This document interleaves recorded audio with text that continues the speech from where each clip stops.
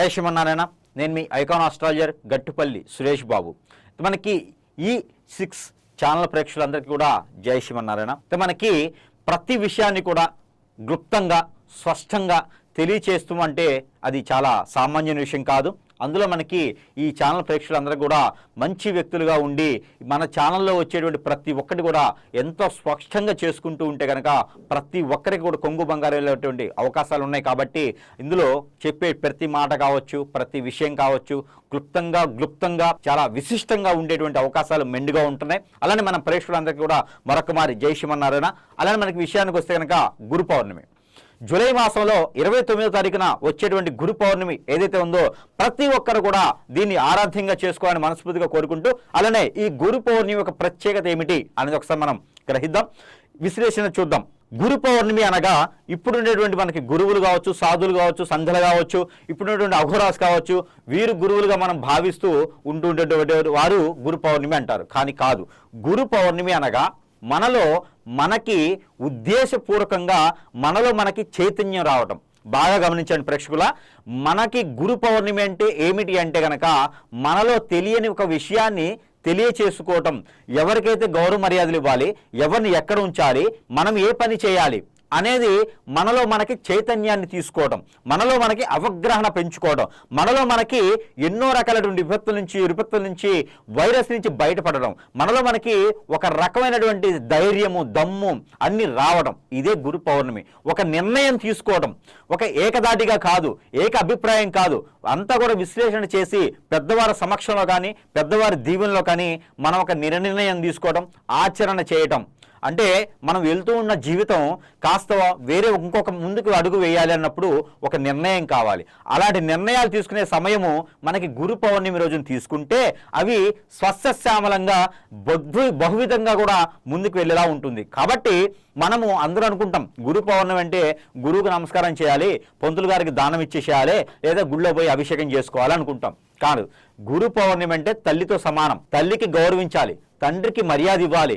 అలా చేస్తేనే గురు పౌర్ణమి బుద్ధులు నేర్చుకున్నటువంటి విద్యార్థులు కావచ్చు, వారందరికీ కూడా స్ట్రెస్ అవుతున్నా, వేరే చెడు వ్యసనాలకు బానిస అవుతున్నా మారడానికి ఒక అవకాశం ఏంటంటే ఈ గురు పౌర్ణమి రోజు వస్తుంది. చెబుతా ఎలాంటి దానం చేయాలో. ఈ గురు పౌర్ణమి రోజున ప్రతి ఒక్కరం కూడా మనము తల్లి, తండ్రి, గురువు, దైవం అంటారు. అలాంటి తల్లిదండ్రులకి మనము ప్రార్థించినా, గౌరవించినా, బట్టలు పెట్టినా, వాళ్ళకి మనం ఆరాధించినా, వారికి మనం సేవ చేసినా కూడా ఆ ఒక పుణ్యఫలం ఎలా ఉంటుందంటే కనుక పునర్జన్మ సుకృతం అనమాట.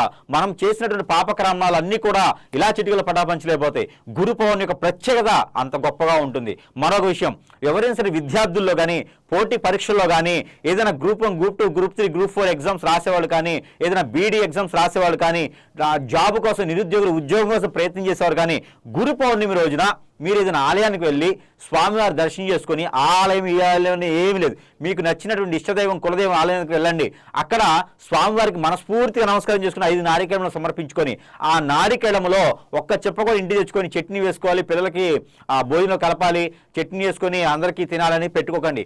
5 నారికేళములో ఉన్న కొబ్బరి చిప్పలన్నీ కూడా అక్కడే వదిలేసేయాలి. 5 నారికేళములు సమర్పించేసి స్వామివారిని మనస్ఫూర్తిగా కొలచవండి. మీకు అతి త్వరగా అయ్యేటువంటి కార్యక్రమం అంతా కూడా, జరిగేటువంటి పనులన్నీ కూడా సకాలంలో ముందుకెళ్ళిపోతాయి, విఘ్నాలేం లేకుండా. ఇదే గురు పౌర్ణమి రోజున వినాయక స్వామి వారికి ఎక్కడైనా సరే మీరు వినాయక స్వామి వారు ఉంటే అక్కడ 11, 54 లేదా 111, 119 గుంజులు తీయండి. మీ ఆరోగ్యం సహకరించిన మేర మీరు అనుకున్నటువంటి దానికి కొంగు బంగారం అవుతుంది. విద్యార్థులైతే కనుక ఖచ్చితంగా పోటీ పరీక్షల్లో పాస్ అయ్యేదానికి అవకాశం ఉంది.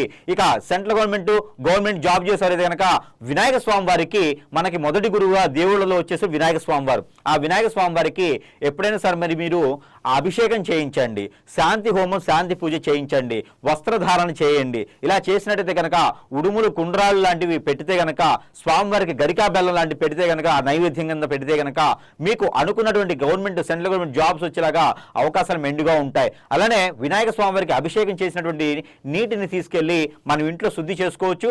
మనం స్నానం చేసే వాటర్లో పోసుకున్నట్టయితే కనుక మన మీద ఉన్నటువంటి హిప్నాటిజం, బ్లాక్ మ్యాజిక్, వశీకరణ, బాణముఖి, బాణమతి, యక్షిని ఇలాంటి విద్యలు ఏమైనా జరుగుంటే కూడా అవన్నీ కూడా అలా పటాపంచలేకపోతూ ఉంటాయి. అలానే ఈ గురు పౌర్ణమి రోజున పంట భూములు పండించేటువంటి రైతులు ఎవరైనా ఉంటే కనుక ఆ రైతులందరూ కూడా గుగ్గిలము, సాంబ్రాణి, మైలుతుత్తము, కర్పూరం బిళ్ళలు ఇవన్నీ కూడా కలగలిపి ఫేస్ చేసి పౌడర్లో చేసి అక్కడ పంట పొలాలకి మీరు ధూపం వేయండి. ఇంట్లో కూడా నెగిటివిటీ చాతబడి కానీ నరదిష్టి కానీ ఉంటే కూడా అవన్నీ పటాపంచలేదానికి, ఆర్థిక సమస్యలు, ఆరోగ్య సమస్యలు ఇవన్నీ కూడా పటాపంచలేదానికి ఇంట్లో కూడా సాయం సంధ్యవాళ్ళలో ధూపం వేసుకోండి.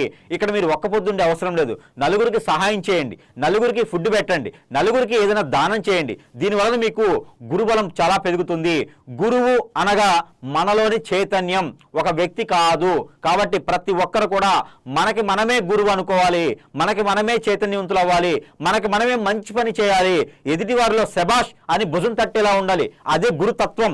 మరొక ఇద్దరికి ముగ్గురికైనా మీరు ఉపదేశం చేయాలి, బాబు ఇలా కాదురా నాయన ఇలా బ్రతకాలి అని చెప్పాలి. అది గురుతత్వం. కాబట్టి ప్రతి ఒక్కరు కూడా గురు పౌర్ణమి అనగానే సాయిబాబా గారి ఆలయము, దత్తాత్రేయ స్వామి గారి ఆలయము, రాఘవేంద్ర స్వామి గారి ఆలయము అలానే మనం వెళ్తూ ఉంటాం, వెళ్ళండి తప్పులేదు. కానీ గురువులు అంటే గురువు ఆలయానికి వెళ్ళడం, ఆ రోజు ప్రార్థన చేసుకోవడం, ఆ రోజు పూజించడం, గోత్రనామాలు చదువుకోవడం ఒకటే కాదు, అవి చేసుకుంటూ కూడా గురుతత్వం ఒకటి ఉంటుంది. ఆ గురుతత్వానికి మనము దాసోహం కాదు బానిస అవ్వాలి. అప్పుడు మనకి భయం అనేది ఒకటి ఉంటుంది. ఆ భయంతో మనము చెడు తత్వానికి వెళ్ళాం. మరొకటి గురు బోధన మనకు రావాలి, గురుతత్వం మనకు రావాలి, జీవితంలో ఎదగాలి, నాకు అందరికన్నా కూడా పేరు ప్రఖ్యాత హోదా డబ్బు పలుకుబడి ఉండాలి, సపరేట్గా నాకు ఉండాలి, 10 మందిలో ఒకళ్ళు కాకుండా నాకంటూ ఉండాలనుకున్న వారు ప్రతి ఒక్కరు కూడా జూలై 29వ తారీఖున మనకి ఏర్పడేటువంటి వచ్చేటువంటి గురు పౌర్ణమి ఏదైతే ఉందో 2026 సంవత్సరం, ఈ గురు పౌర్ణమి రోజున ప్రతి ఒక్కరు కూడా తల్లి తండ్రికి ఆరాధనగా చేసుకుంటూ కూడా మనలో ఉన్నటువంటి చెడు వ్యసనాలు, అది పబ్బుకు వెళ్ళొచ్చు, మందు తాగొచ్చు, లేదా పేకాట, జోదము, బెట్టింగ్స్, ఇంకేదైనా అక్రమ సంబంధాలు, ఇంకేదన్నా ఎఫ్ఐఆర్స్, ఇంకేదైనా భార్య నేర్పించడం, భర్త నేర్పించడం, పిల్లల్ని ఇబ్బంది పెట్టడం, పెద్దల్ని ఇబ్బంది పెట్టడం, ఇంకా ఎంత సంపాదించినా నిలకడగా లేకపోవడం, ఇవన్నీ గురుతత్వానికి ఆపోజిట్ సైన్. వీటిల్లో మనం ఏ ఒక్కటి మానుకున్నా కూడా మనకి గురుతత్వం ఏర్పడినట్టు, మన జీవితంలో బాగుపడే లక్షణం వచ్చినట్టు. మరి ఎంతమంది ఈ మాటలు వినేసి బాగుపడతారనేది చూద్దాము. అలానే ఈ యొక్క జూలై 29 తారీఖు వచ్చేటువంటి గురు పౌర్ణమి రోజున ఆలయానికి వెళ్ళేటువంటి సమయం మీకు లేకపోయినా సరే ఒక వ్యక్తికి మీరు మంచి సహాయం చేయండి. మీరులో ఉన్నటువంటిది చెడు వ్యసనానికి ఒక్కటి మానుకోండి. అప్పుడు గురుతత్వం మనకి వస్తుంది. మనలోని కోరికలు కొంగు బంగారమేలాగా తదాస్తు దేవతలు మనకి తదాస్తు అంటారు. కాబట్టి ఎక్కడైనా సరే పుణ్యక్షేత్రాల్లో దర్శనం చేసుకోండి, చాలా పుణ్యం. అందరికి ఒక మాట, మానవాళి అందరూ కూడా అవకాశం మేర మీకు ఉంటే కనుక ఎక్కడైనా మీకు సమీప దూరంలో నది, వాగు, ఏరు, సెలయేరు, కుంట, కాలువ, సముద్రంలో ఏదైనా బ్రహ్మగుండాలు ఉన్నట్టయితే కనుక మీరక్కడ స్నానం ఆచరించండి. కేవలం స్నానం ఆచరించండి. మీకున్నటువంటి కర్మ, క్రియ, బుద్ధి, యశనం, రంది, కుళ్ళు, అలానే మీ మీద జరిగినటువంటి ఏదైనా నరదిష్టి, నరఘోష, శత్రుభయం, శత్రుపీడ, ఆర్థిక సమస్యలు, ఆరోగ్య సమస్యలు, అన్ని కూడా సమపాలగా పోయేలాగా ఉంటుంది. కాబట్టి ప్రతి ఒక్కరు కూడా ఈ గురు పౌర్ణాన్ని నాన్ వెజ్ భుజించకుండా వెజిటేరియన్ గా ఉంటూ మనం అందరం కూడా ఆ దేవాది దేవుడైనటువంటి మనకి ఇష్టదైవం కులదైవం దగ్గరికి వెళ్ళటం వల్ల మనకి పుణ్యం కలుగుతూ ఉంటుంది. మనం ప్రతి ఒక్కరు కూడా గోర్తనామాలు చెప్పుకుంటూ అక్కడ పెద్దలకు తర్పణ వదిలితే కూడా గురు పౌర్ణమి శోభ మనకు ఉంటుంది. చంద్రుడికి నులిపోగు సాయం అంటే చంద్రుడికి పెద్దగా ఏం కోరడండి. మనకున్నటువంటి బట్టల్లో ఒక పోగు తీసి చంద్రుడికి ఉపయోగించేసి నమస్కారం చేసుకుంటే కనుక ఆ గురు పౌర్ణమి యొక్క శోభ మనకు లభ్యపడుతుంది. పెళ్లి అయిన వారు, పిల్లలు పుట్టిన వారు అలాంటి గురు పౌర్ణమి రోజున అక్కడ మనకి ఉదయించేటువంటి చంద్రకిరణాలు పడేలాగా ఒక గాజు గ్లాసులో కానీ ఒక సిల్వర్ కానీ గ్లాసులో పాలు పోసి, గేదె పాలు పోసి, ఆ కాచి చల్లార్చిన పాలు పోసి దాంట్లో కుంకుమ పువ్వు వేసి దాంట్లో తేనె వేసి ఆ కిరణాలు పడిన తర్వాత మనం తాగడం ద్వారా భార్యాభర్తలు ఇద్దరు తాగితే కూడా పిల్లలు పుట్టేటువంటి యోచన కనబడతా ఉంది. ఇలాంటి ఐవీఎఫ్ సెంటర్లకు వెళ్ళాల్సిన అవసరం లేదు. కాబట్టి ఇంకా చాలా ఉన్నాయి. బియ్యము 1 కిలో పావు, అలానే ఒక ఎండి రూపు కానీ ప్రతిమ కానీ, అలానే తెల్లని ఒక చెమ్ము కానీ, గ్లాస్ కానీ, సిల్వర్ కానీ ఒక రూపు తీసుకొని ఎక్కడైనా బ్రాహ్మణత్వముడికి దానం ఇవ్వండి. అలానే పాలు, పెరుగు, పన్నీరు ఏదైనా సరే అక్కడ బ్రాహ్మణత్వం దానం ఇవ్వండి. నెయ్యి ఇచ్చినా పర్వాలేదు దానం ఇవ్వండి. అలానే నవగ్రహాల చంద్రగ్రహణం ఉంటుంది. ఆ చంద్రగ్రహానికి గనక మీరు బియ్యంతో అభిషేకం చేయండి. ఖచ్చితంగా మీకు కోరిన కోరికలు తీరుతాయి. ఆరోగ్య సమస్యలు కూడా నిలకడగా పెడతాయి. ఇలాంటి ఎన్నో ఉన్నాయండి. మనకి గురు పౌర్ణమి చెప్పుకుంటూ పోతే తరతరాలు చెప్పుకుంటూ ఉండొచ్చు. మరొక వీడియోలో మళ్ళీ కలుద్దాం. జై శ్రీమన్నారాయణ.